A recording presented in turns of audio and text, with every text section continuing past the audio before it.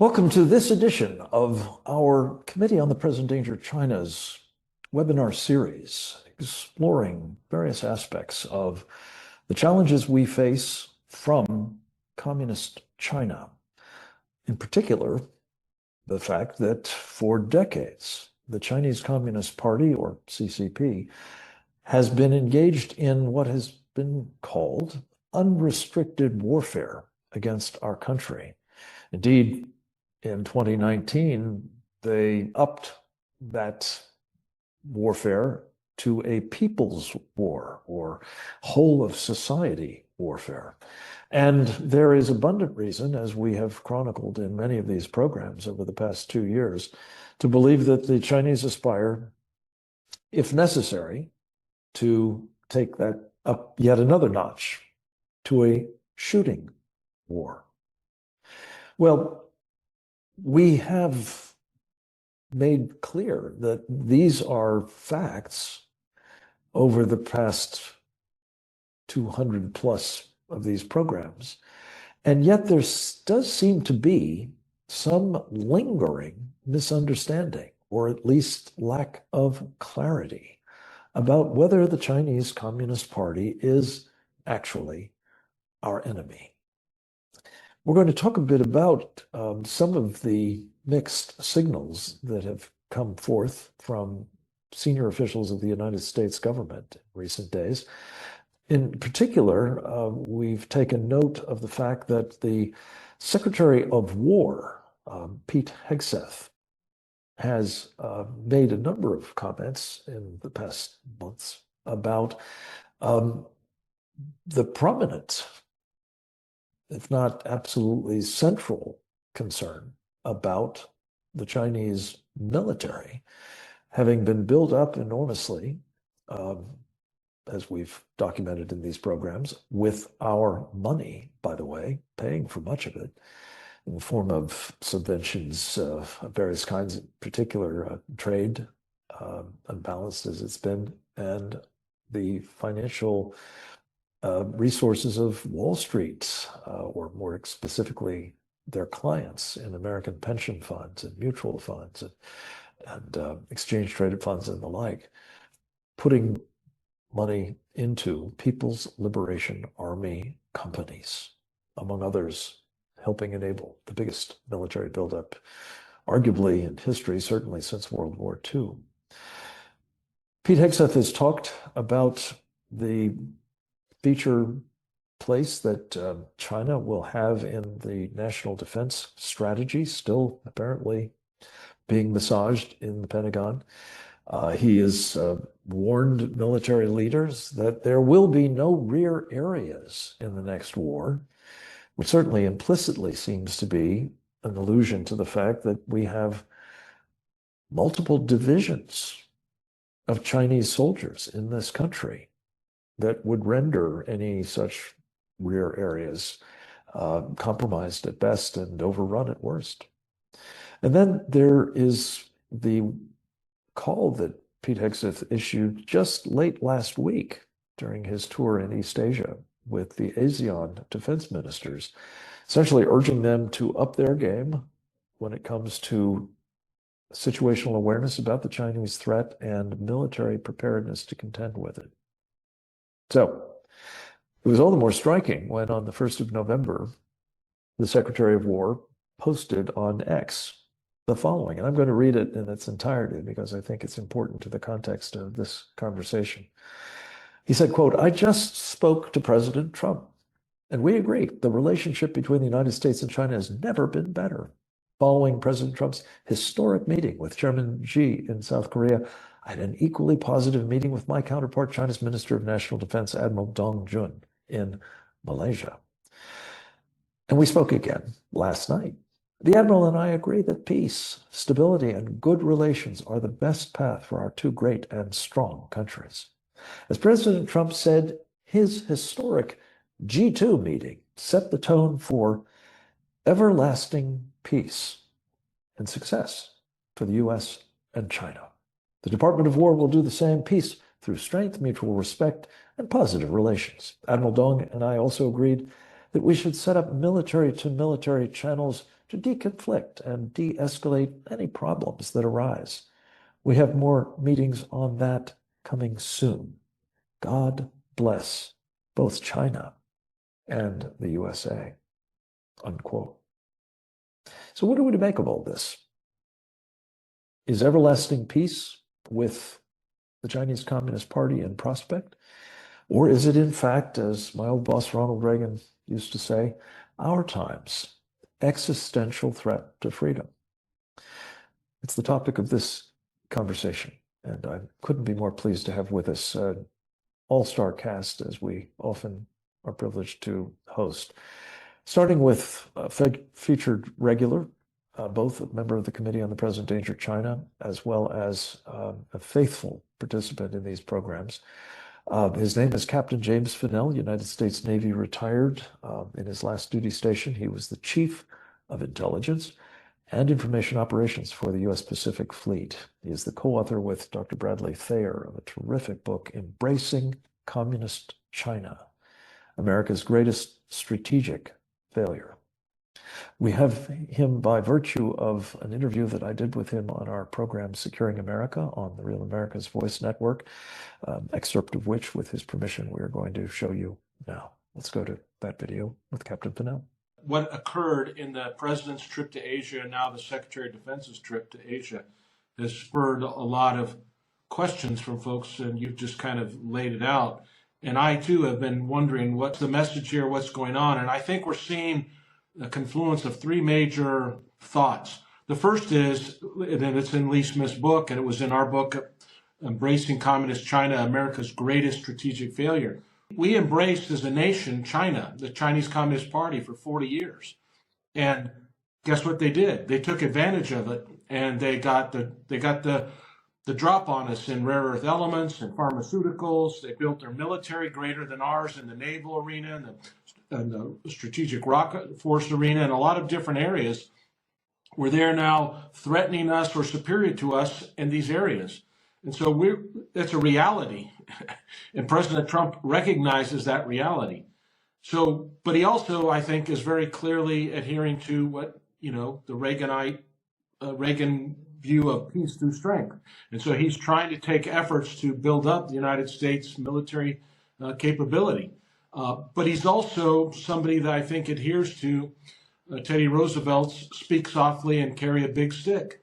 And so I think what you saw in this last week here, which was the G2 meeting between President Trump and President Xi, President Trump, didn't go out of his, didn't say anything to be overtly rude or to challenge or to slur or characterize the Chinese Communist Party other than, they're trying to be friends with them. And then you had Pete Hegseth go to the ASEAN Defense Ministers meeting, ADMM, on the 31st of October, and he gave a speech to the ASEAN defense ministers, and he lit up China. And then we get the next day, we get this tweet where Hegseth is talking about everlasting peace, but he couched it, and I spoke with President Trump. Then he reiterates President Trump's words. So my guess is that President Trump is really trying to maintain this speak softly position. I'm not going to antagonize them unnecessarily, but I'm going to continue to do the things that are necessary to get us back in a position of strength in America first. And that's what Hegseth kind of, talked about in his speech at the ASEAN Defense Ministers meeting. But even if you watch President Trump on the 60 Minutes interview this Sunday, he was asked about why he gave a pardon to some Chinese Bitcoin guy. And, they only played the small clip about he didn't know who the guy was. I think he meant, I don't know the guy, I'm not friends with them. But then he went on to say the reason why he did that is because Bitcoin's important for our national security in his assessment. And he sees that the Chinese are trying to get into this arena and get ahead of us and control that digital currency or digital segment of society in our economy. And he said, I can't allow the Chinese to do that. And we've heard him say this over and over at different points in times where the mask comes down just for a brief second, and he tells the American people that it's China that's the threat, and we can't let China take control of rare earth elements or other critical industries that are critical for our national defense. So I think they're caught between this. I recognize the threat. We were put in a bad position. It's a result of 40 years of ineptitude and greed and avarice from our elites in Washington that were the China hands and our Wall Street Journal crowd, our Wall Street crowd that wanted to, invest there and make money. It was a part, the Chinese Communist Party taking advantage of that, and this recognition that I'm the president who's got to get this together, and so I've got to take actions.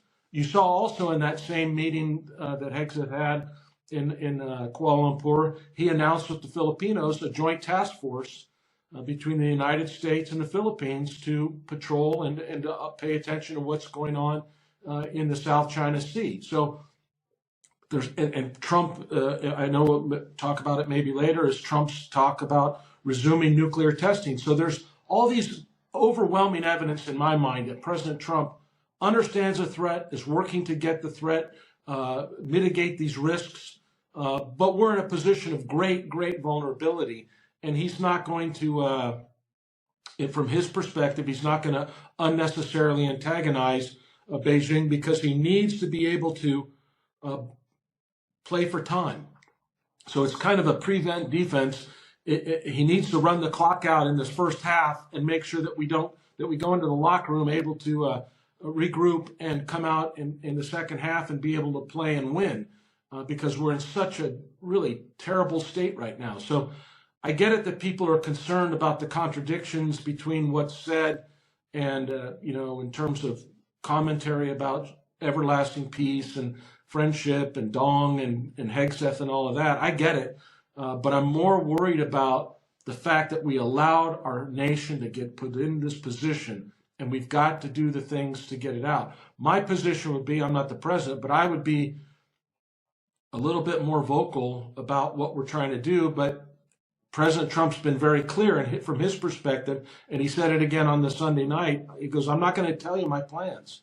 So he's like a knuckleball pitcher. I mean you don't know when the knuckleball's coming, but he's got it. And so I think that's where he's at in his approach. And all I can say is that we have to put some trust in that. It seems very, sometimes you worry, are they really on the track for this? Are they really dedicated to it? And my sense is you got to look at the actions. You got to look at what's being done. And that's the most important thing. Are we trying to build the Navy? Are we trying to get control away from the Chinese Communist Party for rare earth elements development and production? And it seems to me that President Trump's trip to Asia was all about signing a bunch of deals to try to get rare earth elements out of China's lock and to move it. Now, it's going to take time. It's going to take ingenuity, tenacity, and all of that to get it done. But it seems to me that's where he was going. Well, that's a cheering assessment, I think, recognizing vulnerabilities that need to be reduced and carrying a big stick. The knuckleball pitcher, I think, Captain, you've laid out, as always, a brilliant assessment of at least one explanation of what is going on, in which these somewhat mixed signals are being sent. We're going to take stock on all of this with another of our most important contributors to the Committee on the Present Danger, China, indeed its chairman, as well as a faithful participant in these programs, and that would be, of course, Brian Kennedy. Brian is the former president of the Claremont Institute, the current president of the American Strategy Group, the author, among many other things, of Communist China's war inside America. Very important topic that we've addressed with his help frequently on these programs. Brian, it's good to have you with us. What do you make of what is, again, seemingly a little bit of mixed messaging? Thank you, Frank. In part, it may seem like mixed messaging, but I really think it's pretty consistent. Look, before I get too far, I would say I agree with everything Captain Fennell had to say there. He mentioned prevent defense. People who follow sports a lot will know that a prevent defense in football often prevents you from winning. And so I'm going to be a little contradictory there when it comes to that.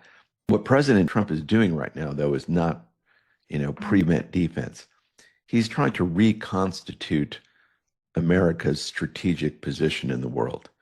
We have lived, as you know very well, Frank, for decades and decades with a very incoherent understanding of America's, I think, both role in the world and the kind of defense that's required to have that role.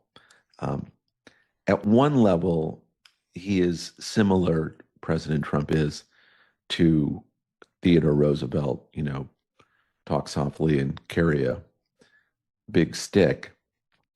But in general, he's more of a George Washington. Look at all nations equally with the same kind of,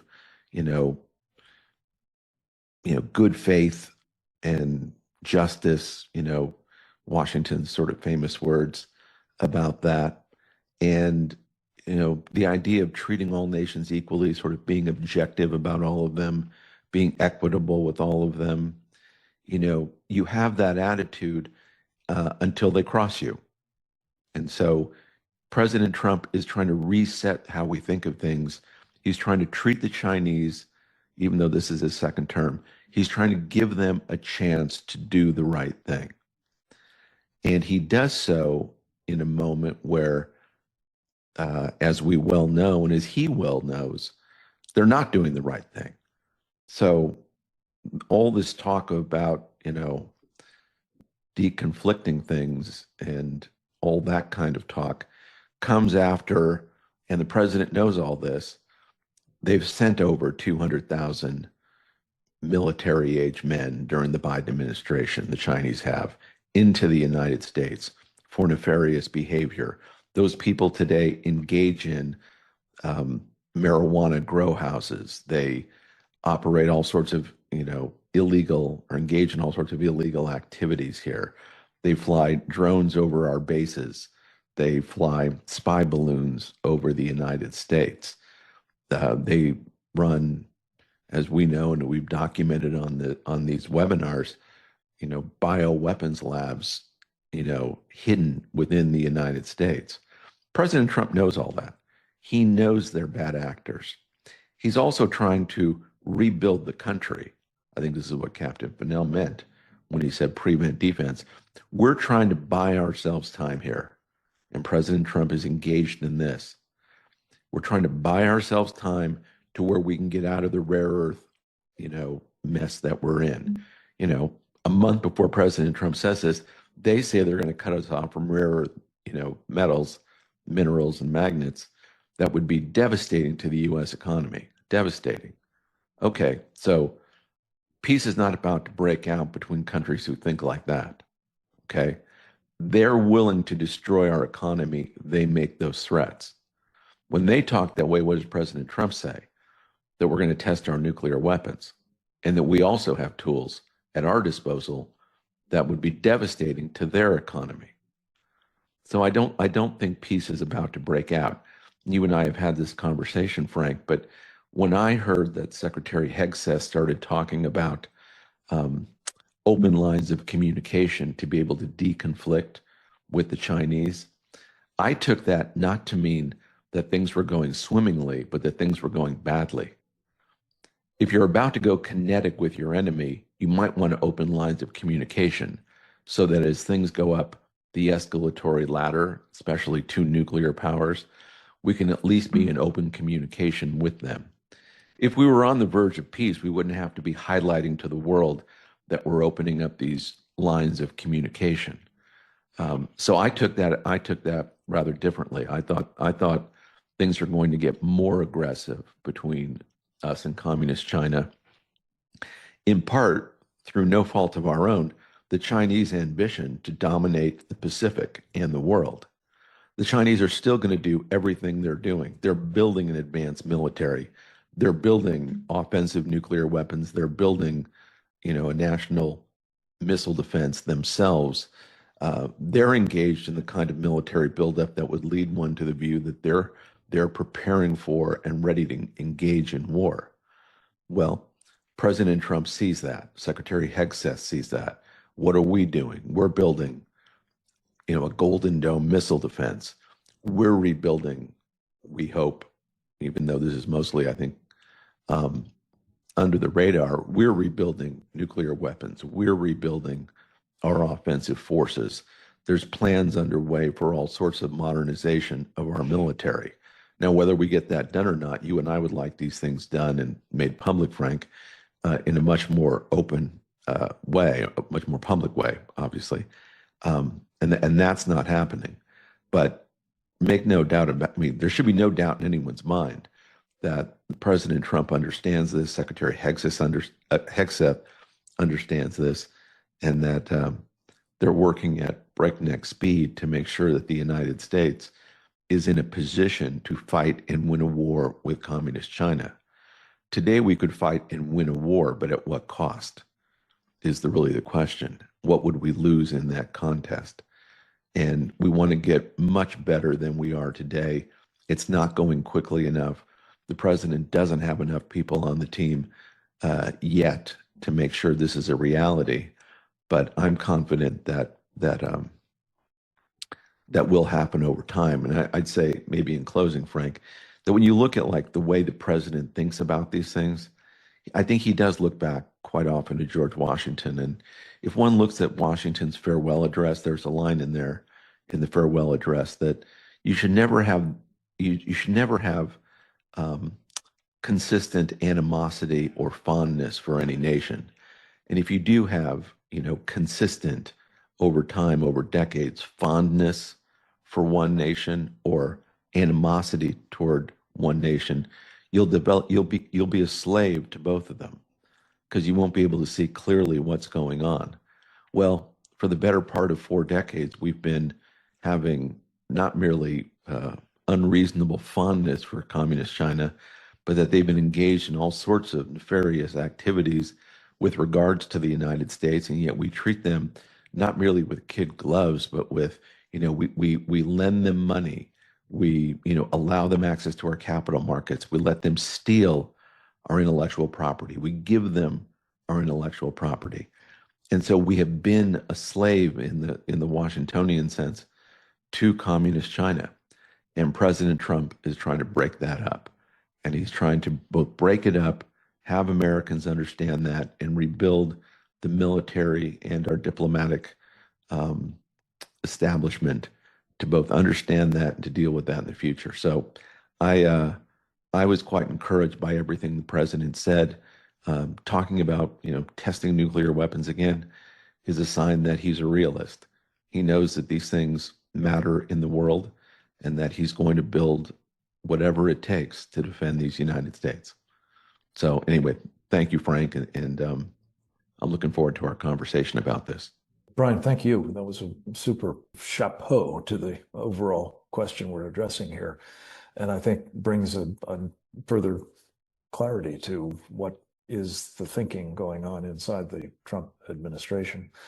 We're going to get another perspective from another of our valued colleagues and members of the Committee on the Present Danger China. His name is J.R. Nyquist, known to his friends as Jeff. Jeff is a remarkably incisive strategic analyst. He is an author, including, among others, of the origins of the Fourth World War. He is an essayist. You can follow him on his wonderful blog, jrnyquist.blog. And you can, of course, see him with some regularity on these programs, for which we are always grateful. Jeff, you have long had a very informed view of what the Chinese are up to, and the Russians, informed, among other things, by what Stan Lunev, one of the most senior Russian defectors from the old Soviet Union, told you personally about the plans, including the plans for cooperation between the Soviets and the Chinese. Give us your take on what is, well, going on, for one thing, within the administration, as best one can discern it, but also how these comments are likely to be seen by our enemies, the Chinese, of course, most especially, but the Russians and others allied with them. Over to you, sir. I should say, Lunev defected under the Russian Federation, and the information he had about China was about what had begun under Boris Yeltsin, which is what's so shocking about the information. Is China an enemy? According to the defector, and yes, China was an enemy 34 years ago when after the Soviet Union collapsed. It is an enemy today. We can see it. It's quite obvious. Not to belabor the point, so many people here have gone into it. And of course, the problem is, you know, Mao Zedong wrote an essay in 1927, and he said the first rule in politics is to know who your friends are and know who your enemies are. If you cannot do that, everything else that follows is wrong. You're going to get it all wrong. And it's interesting, it's been recorded after Deng Xiaoping met with President Jimmy Carter in 1979, Mr. Deng told his colleagues that they had to be careful not to misunderstand the work that China was beginning with the United States, the opening to the U.S. And he said, all past presidents, all present presidents, and future presidents of the United States are our enemies. We know what camp we are in. We are in the socialist camp. Therefore, we know the Americans are we are against them.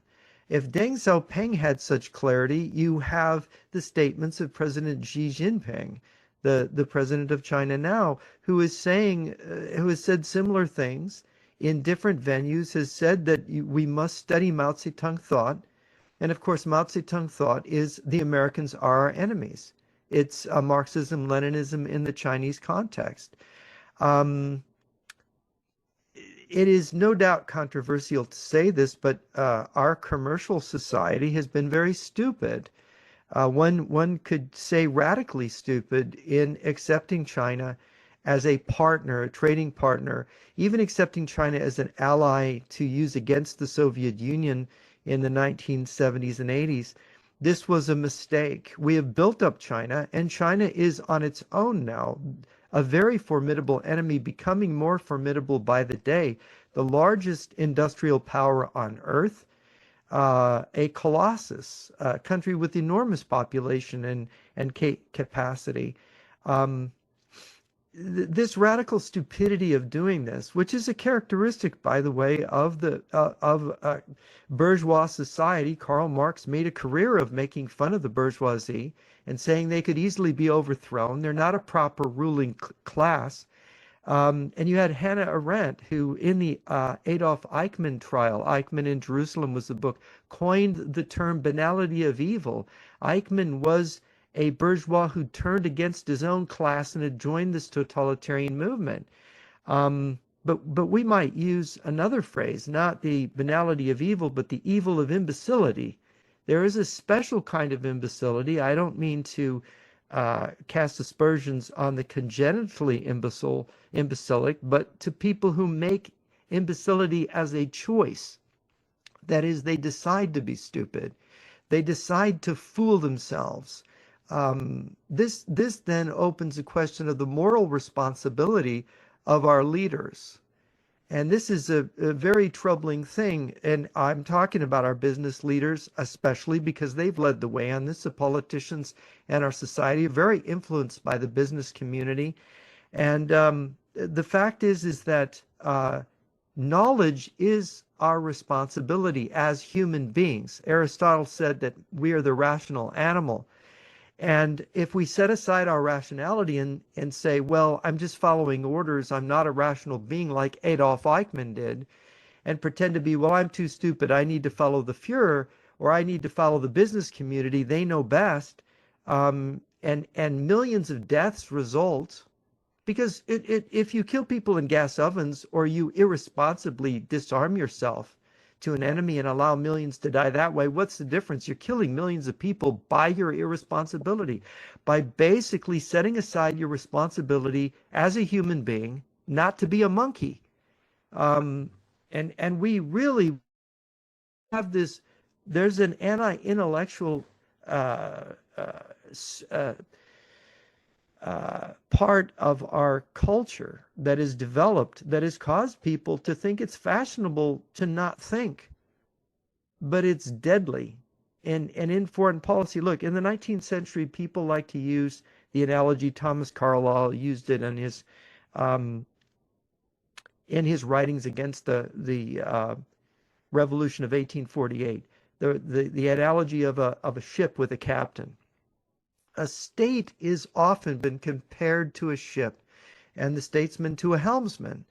And if you do not know what you're doing and you're trying to go around Cape Horn, let's say in a sailing ship in the old wooden ship days, if you didn't know what you were doing, you were going to kill yourself and the crew. If you knew that a ship was not seaworthy and you put it to sea with passengers, and those passengers sank mid-ocean, you were killing those people by your negligence, by saying, well, I think it's good enough, but you're not really being honest. There was a writer, his name was Clifford, W.K. Clifford. He wrote a very famous essay on the ethics of belief. Well, arriving at a belief through not thinking. The ethics of belief is that one does not have a right, and this is his exact quote, one does not have a right to turn off one's brain. And one has a responsibility when one is a statesman or the head of a corporation. One has in their care not only their employees and customers, but the whole society because of the consequences of what you're doing. And the consequence of accepting China as a trading partner and enemy is to entangle yourself with evil, right? Like Eichmann did by joining the Nazi Party and participating in the moving of Jews to gas chambers, to death camps. Once you compromise yourself, what further compromises are you obligated to make? What lies are you then obligated to tell? This is the chain of events we've seen in our society, especially in the business community, of letting China in, letting China wrap its tentacles around our businessmen. And we have to break free of this. And the president has to lead the way in doing this. He cannot go back and be drawn back in and be entangled in the tentacles himself. And so if we are to actually acknowledge the truth, which is China wants to destroy the United States, which is what Colonel Lunev, his testimony as a defector, said. Look, he said after the Soviet Union collapsed, the Russian and Chinese militaries got together and they started a plan to destroy the United States of America. This is what China's leaders and Russia's leaders are intent upon. And they have held with it. And you see everything Russia and China is doing, whether it's in Europe or in East Asia or in Latin America, in Mexico, using fentanyl across our borders, infiltrating PLA personnel as illegal aliens, all of these things, the way they've infiltrated Canada, look at the Sidewinder report. We are facing an extremely grave danger, the gravest danger our republic has ever faced. And we have to be honest. We have to think it through. As ever, you have laid out the fundamental truths that are operating here, and we need them very much present in our conversation and policy planning. I did want to mention, in terms of the president's own proclivities, both about the threat from China and in particular the role that has been played throughout much of the past 30 or 40 years almost now by these so-called captured elites in this country, is the subject of a terrific new book by our friend Lee Smith entitled The China Matrix. I'd hoped we might have him on this program, but we couldn't engineer it but we'll hope to get him on an upcoming one. But Lee really chronicles the decades that Donald Trump has been warning about the CCP and really taking to task those who have been enablers of it inside this country, and properly so. And the question that you've just very, I think, importantly elevated is what's going on at the moment evidence that he's sort of shifting an anchor here on some of those fundamentals. And for a further evaluation of all of this, and most especially, I'm hoping, as he was unable to join us until now due to some technical difficulties at our end, he won't be able to comment on what others have said so much, but we'll hopefully have his usual wonderful repartee in the Q&A that will follow. But Trevor Loudon has been tracking very closely these captured elites for decades, and has done so in a series of extraordinarily important books. One, The Enemies Within, title of a movie as well. He's written detailed dossiers, really, on members of the House of Representatives and Senate, respectively, in a multi-volume book, House Un-Americans, and a multi-volume book, Security Risk Senators. He has an appreciation for the damage that is being done, even at this moment, by such compromised individuals, not just in political life, but in the business sector, in academia, in the media, through assorted front groups and the like.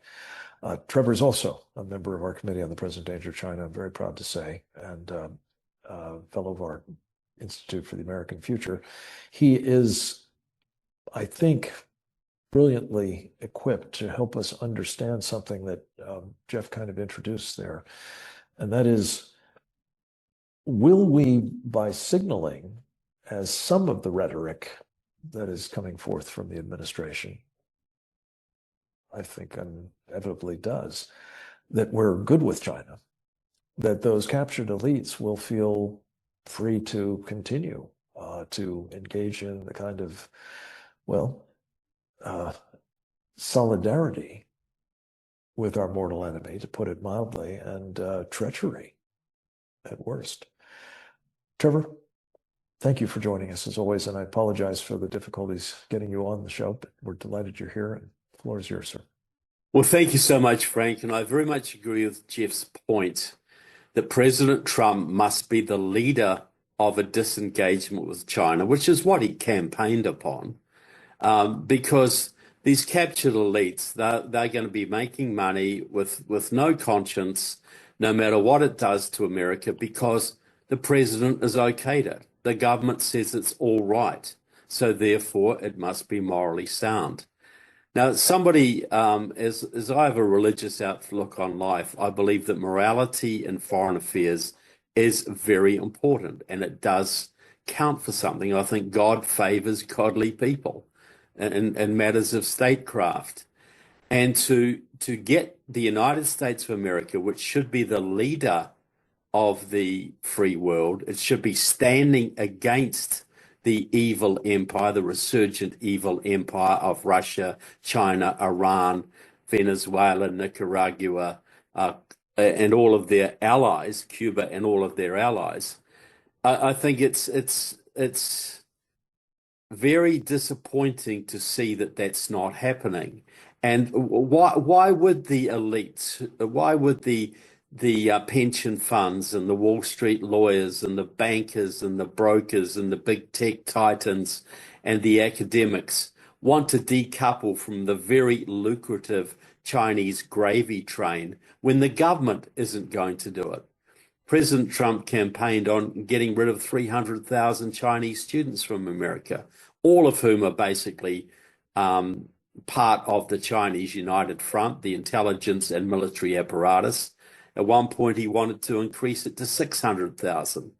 But he got such a blowback from that he cut it back to, he scotched that idea, but the 300,000 still remain.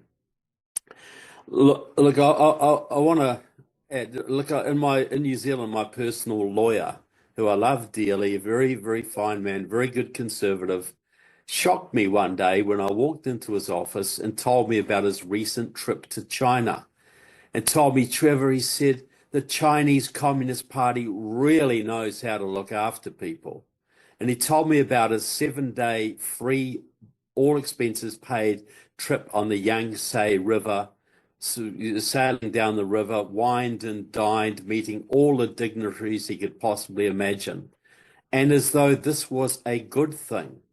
You know, I wonder if he'd been would have been so proud of taking a tour down the Rhine for a week in 1939 and hobnobbing with Nazi leaders and, you know, Heinrich Himmler and whatever, because that is the analogous situation here. The people who are dealing with China, who are meshing us with business deals with China, are no better morally than those who collaborated with the Nazis right up to the dawn of World War I, even World War II, even during World War II in some cases.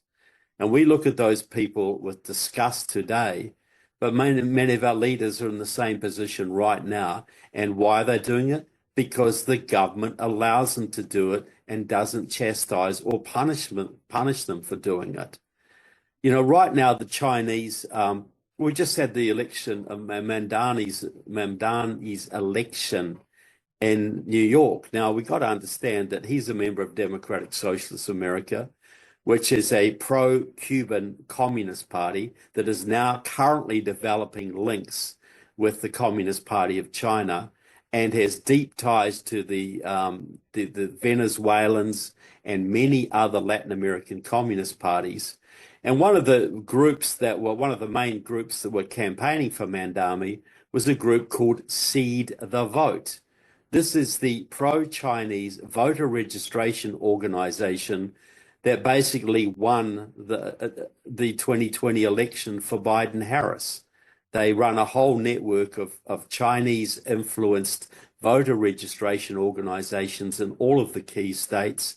They also played a major role after the last election of curing the ballots of seats in California, which flipped 3 seats for the Democrats after the election in California, because curing the ballot basically means you go out and find people who ballots were not submitted correctly, and you get them to cure them. And Seed the Vote advertised for people to help them cure the ballots so that Trump would get less of a majority. They put this on Facebook. This is a group that has intimate connections to the Chinese consulate in San Francisco. So Mamdani is going to be a major thorn in Trump's side. The Chinese are interfering in elections. They did it in 2020, 2022, 2024, and no doubt they'll do it again in 2026. The Chinese basically are the ones who flipped Virginia, which I've spoken about many times. They turned deep red Virginia to blue Virginia, and now it's gone right back blue again. That's through basically done by a Chinese sponsored operation called New Virginia Majority, which uses maps generated out of the geography department of Wuhan University, China. So this is friendly. We're in a good space with China right now. Well, they're undermining us in every way while they're working with the Venezuelans and the Mexicans and the Cubans against us at every turn. Trump's down there right now challenging Venezuela, which I very much welcome. But the Chinese are deeply embedded with the Venezuelans. So how are they our friends? I don't quite understand this. I think, looking at President Trump, I think he doesn't believe that foreign governments are motivated by ideology. He looks at Marxist-Leninist China. He looks at communist Venezuela. He looks at Putin, Marxist-Leninist Eurasianist Russia. And he doesn't believe that their leaders are actually motivated by ideology. He thinks that, like most leaders around the world, they're motivated either by the well-being of their peoples or personal gain. And I think he thinks that he can deal with China, he can deal with the Russians, he can deal with Venezuela or whatever, and get them to accept deals, or the Iranians especially, that would be in the best interest of their people. But these countries are led by people who have a millennialist view, either Marxist-Leninist, they believe in the world revolution, or a 12 view, a Shia view of bringing back the 12th Imam and bringing forward the Day of Judgment like the Iranians do. And they're not really interested in hotels in their capital cities or business deals. They're interested in spreading their ideology and obeying either obeying either Allah or the God of Marxist-Leninism or the ideology of Eurasianism. And so I think this is the main problem we're facing here, that the president really needs to finish Reagan's job with the right amount of sanctions, the right amount of carrot, the right amount of stick. He could basically depose the Putin regime in Russia without a great problem. He could force the CCP into collapse, which would be a fantastic boon for the world, and allow Israel to finish off the job by destroying the Iranian military, which has now been quickly rebuilt, and allow the Iranian people to finish the job. Wouldn't it be great if we had friendly regimes in Russia and China and Iran who had cast off their old ideological baggage? So that's what I see the issue is here, is that China is absolutely the enemy.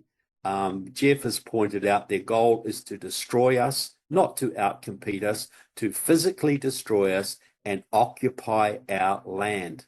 They may leave a few to be enslaved for a while until we work to death, but that's what we're facing. They're as bad an enemy as the Nazis or anyone else we have ever faced. And until we get our heads around that and use our leverage to bring them down to the benefit of all of us, we're going to be constantly spending. We're going to be making billions of dollars every year trading with the Chinese and spending trillions of dollars trying to counter what we've created. Well said, Trevor, as always. We have a few minutes for a round of questions, at least, and I want to tie into what both you and Jeff have said and invite Brian to comment on it. We're dealing with not only the captured elite, of course, we're dealing with the American people on all of this as well. And I must say that my biggest concern, and I don't make light of the enemies within, Trevor, that are, profiting handsomely from their ties to the Chinese communists, usually financially, but sometimes otherwise. But the American people are not being sufficiently clearly equipped to understand that we are in, as Reagan used to say, an existential fight for freedom. I'm sure that they hear some of the kinds of warnings that we're making and others, and some, like, Pete Hegseth. But I'm sure that, as is generally the case, democratic societies especially, they just assume not be worried about the state of the world or threats to them, their families, their communities. They'd like to assume that competent people that perhaps have elected to represent them and govern them, are in charge and are taking care of things. And so there's really nothing to worry about. And consequently, when that is kind of confirmed by those leaders, even if it's for the purposes of not ruffling feathers or buying time or otherwise trying to navigate a difficult pass. I just have to say, I think that we are not allowing them to become prepared psychologically, let alone, physically, for what may be in the offing, as we've discussed here, mentioned it earlier many times, possibly a shooting war right here in the United States. And Brian, I appreciated you putting a number on it. I don't know what the right number is, whether it's 100,000, 50,000, 200,000, or of these People's Liberation Army individuals who seem to have come into our country with at least the acquiescence, if not the complicity, of the Biden administration and its open border policies. That could make this a very messy business. And if the public is not steeled against it or even clued up, we've talked about this, final thought, in the past in connection with the idea of having them crowdsource the sort of situational awareness we need to know. Brian, you mentioned in grow houses and other operations around this country, biological weapons labs and so on. If the public knows what they're to look for in order to enable them to see something, say something, we have a shot at making our own society more resilient. So what do you make of this further, Philip, that speaking softly or speaking endearingly even about the Chinese Communist Party is undermining that prerequisite for an informed and hopefully engaged public in this struggle against our mortal enemy? First, about President Trump, and here I'll disagree with Trevor. I believe he does understand. First of all, I think he trusts no one. Okay? He has political enemies in this country that have tried to kill him. So I think he trusts no one, whether it's in this country or in other countries.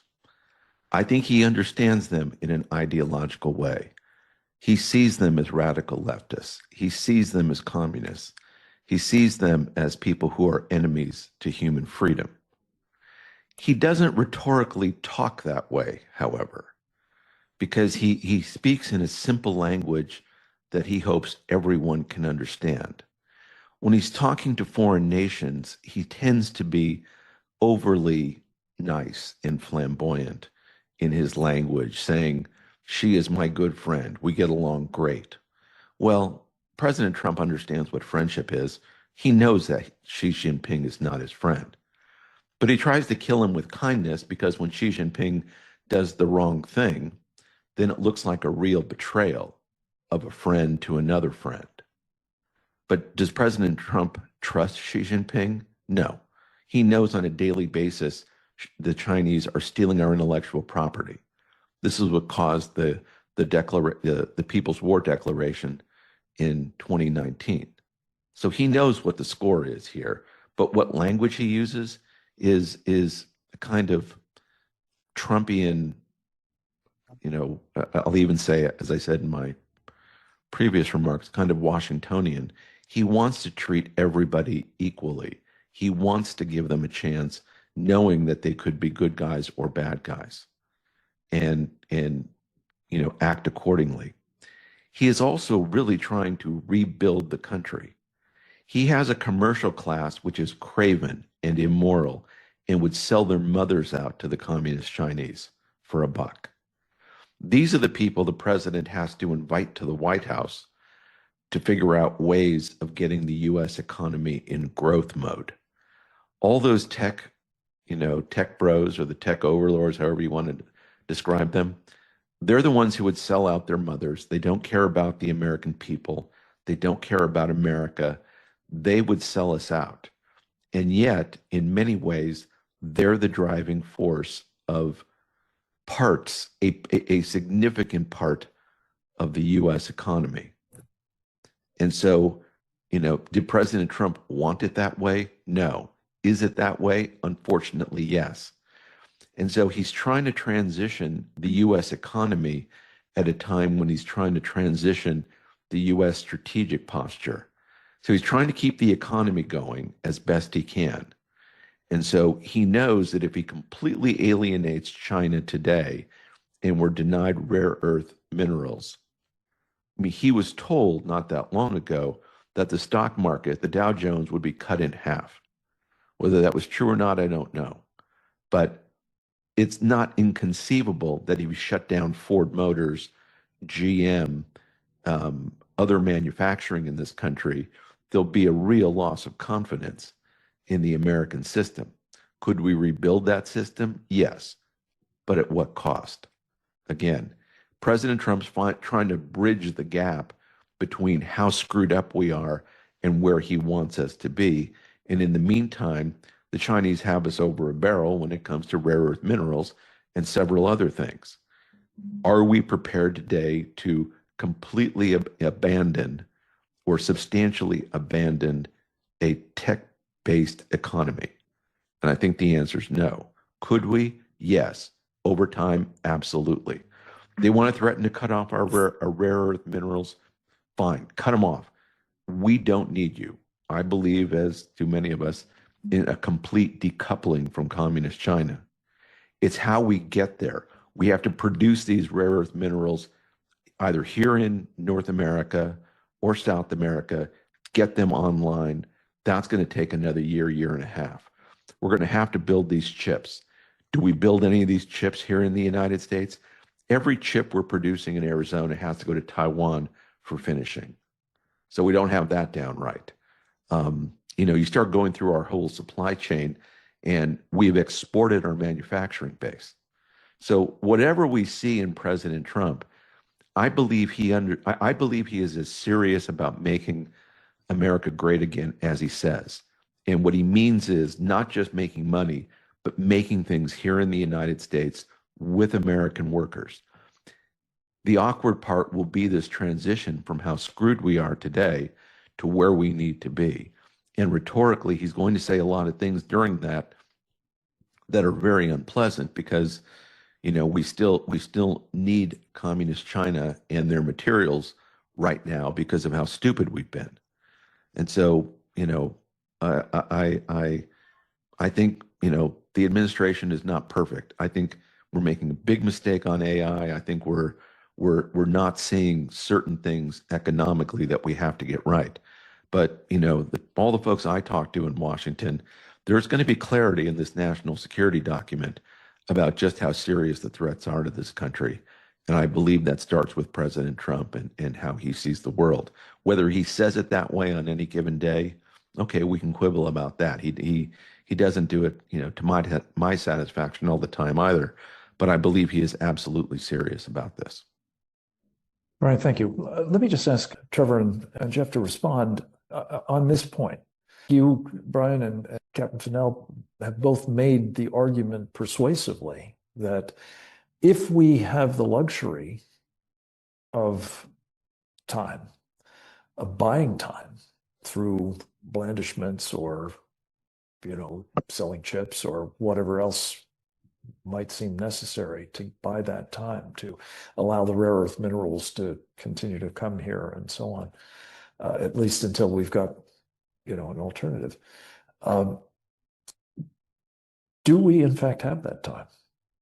Do we in fact underestimate the willingness of the Chinese Communist Party to act on a different timetable than ours? Some have said, by 2027, they want to be in a position to invade Taiwan.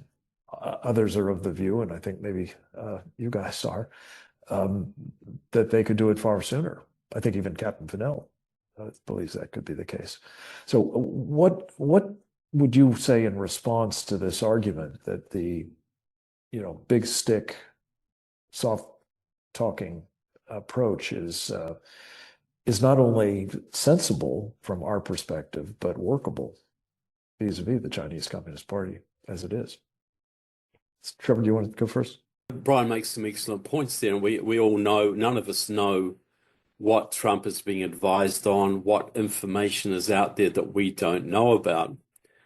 I think the key thing is that gets me is the flip-flops, I think Frank is quite right that the American public is probably getting very lackadaisical about China, because we've been told they're a threat, and now we're told they're not a threat. They're actually our friends.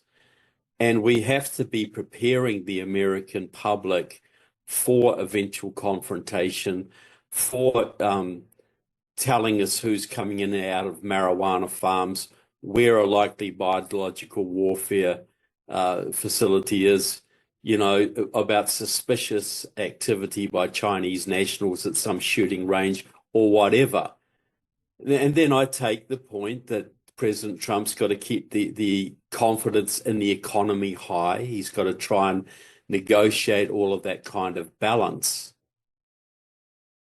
But, we've got to prepare the public, okay, before World War II, Churchill was out there as a lone voice in the wind for a long time, basically telling people we got to watch out for Nazi Germany, we got to watch out for the Nazis. And Chamberlain and others, motivated, I think, by a lot of the motives that Brian would mention. We've got to build up our strength. We're not ready to fight Germany yet. And so they'd go and make conciliatory overtures to Germany, knowing, as probably as well as Churchill, that war was coming, but they wanted to try and smooth things over for as long as they can. So I do appreciate that. But you still need that Churchill out there, even if he's an outlier, to warn the people, get them prepared, get them doing things. And I see no reason why the FBI couldn't be making a lot more pronouncements. We need to be on vigilant about foreign nationals, military nationals in the country. We need to be vigilant about, biological weapons, what's going on at the local marijuana farm, etc. So, I certainly take Brian's point. And I'd like to think that President Trump is doing exactly as Brian says. But unfortunately, we don't know till the crunch comes that really he's flying by the seat of his pants, or he is being very strategic here. There is people around him. My worry is that there are people around Trump who really are not to be trusted. There are some very good people around Trump and some who are not to be trusted. And so who is, we know that the Chinese will have people in the Trump orbit. We absolutely know that. They have people in every major Western government steering policy, reporting back, etc. So to me, the jury's out. I think a lot more could be being said and a lot more could be being done. I would like to see a much tougher line on China and a much more talking to the public about this. But I also understand if there is a strategy in place to gradually decouple us and get us in a position where we can say goodbye to China, that's great. I'm just not fully convinced that plan is really in place. I hope it is, but I'm not 100% convinced. Trevor, thank you. Jeff, same question to you. Do we have the time? And are we emboldening this enemy by seemingly persisting in this policy of engagement that has brought them to the zenith of power so far, and possibly to the point where they're confident that they could use it even kinetically, should it come to that?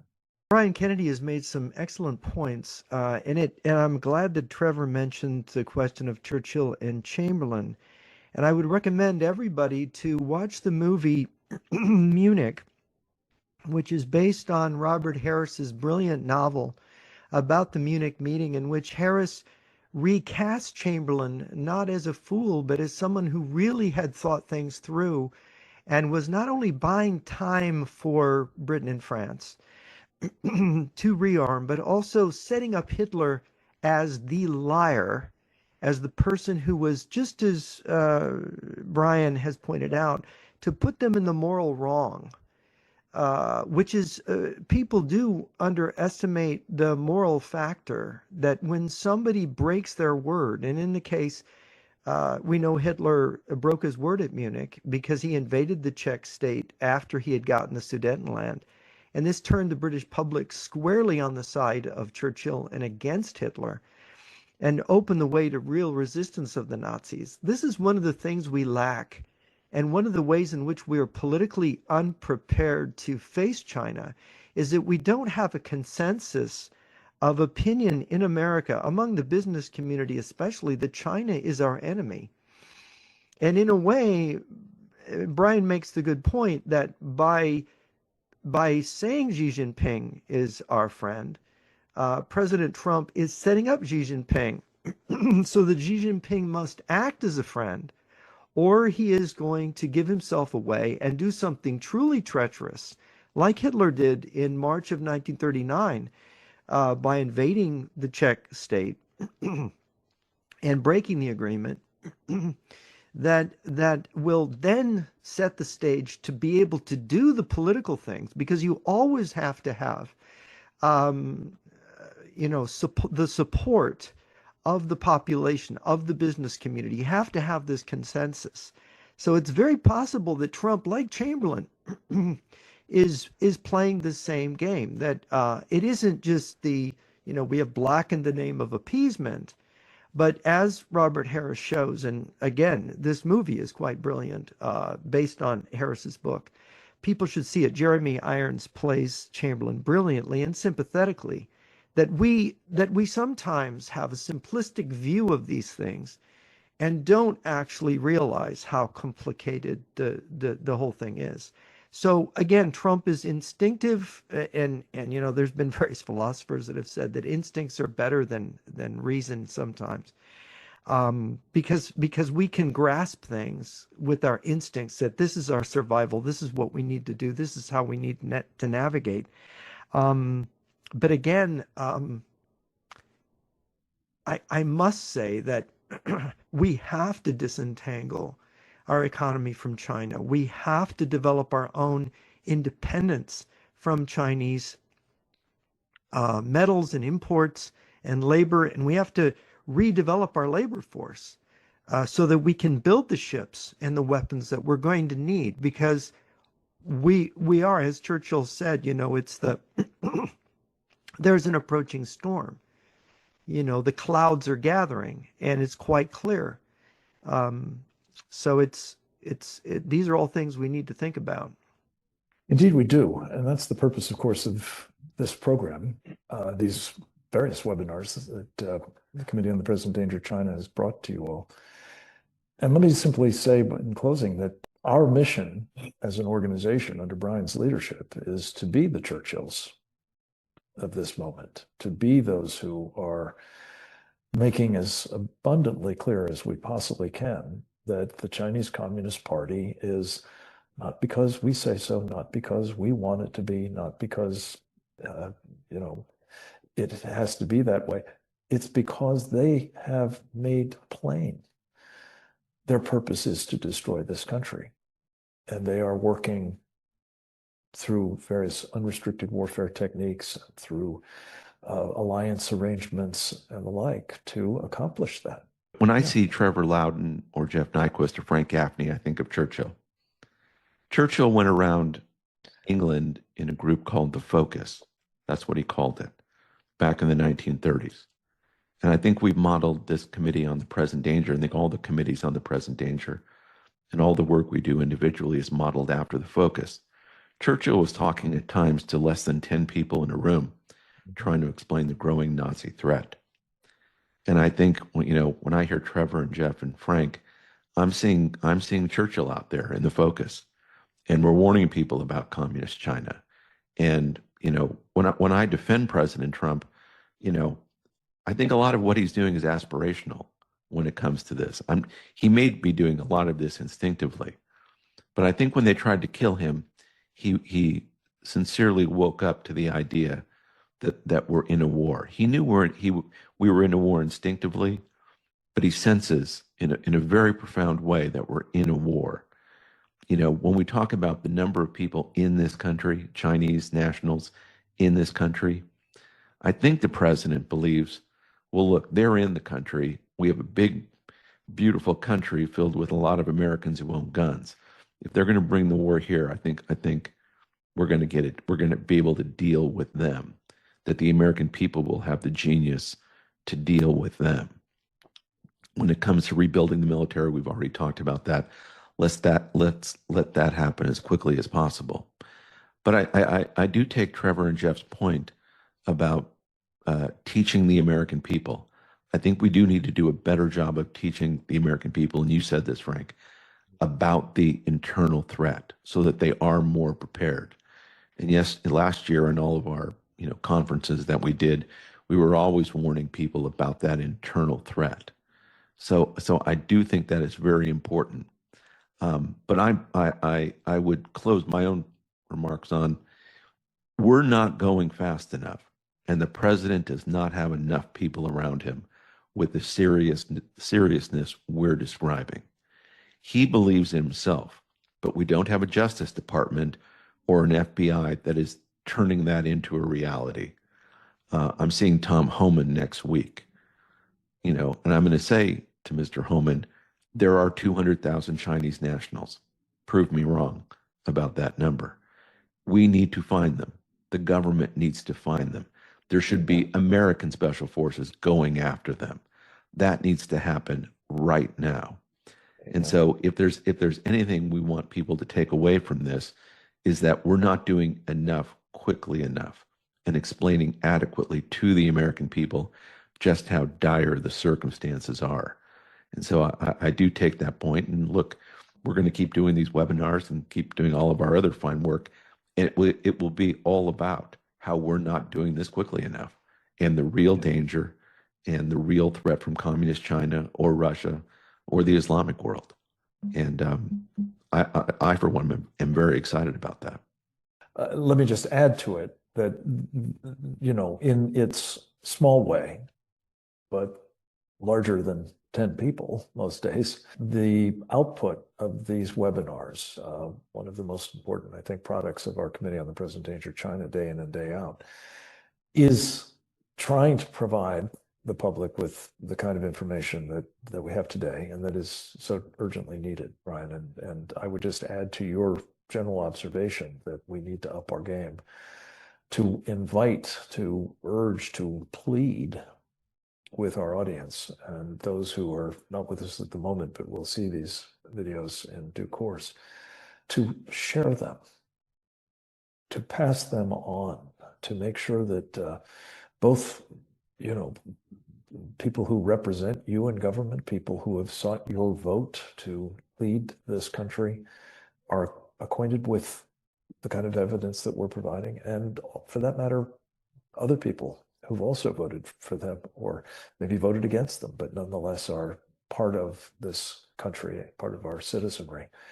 We must bring them up to speed on the challenge that we're facing. We must, whatever, again, the motivation may be. And I think, like the rest of us on this call, and certainly I think in the committee more generally, we want desperately for President Trump to succeed in doing the sorts of things that he has stood for during his elections, stood for during his time in office by and large, and certainly prior to coming into political life, namely recognizing that the Chinese Communist Party and others associated with it that seek our destruction are indeed our enemies and must be treated accordingly. We appreciate your participation in these programs and look forward to talking to you next week for the next one. Please make a point of subscribing at presentdangerchina.org, which will assure that whenever we wind up doing these, and it's a little bit helter-skelter some weeks, you won't miss them. And if you do, they're going to be available to you permanently on the presentdangerchina.org website. I'm deeply grateful to our wonderful participants in this, Captain James Fennell, Brian Kennedy, Trevor Loudon, and Jeff Nyquist. They are among the best of the best, and we hope you'll help us amplify their voices and their insights. Godspeed to you all. God bless America. Over and out.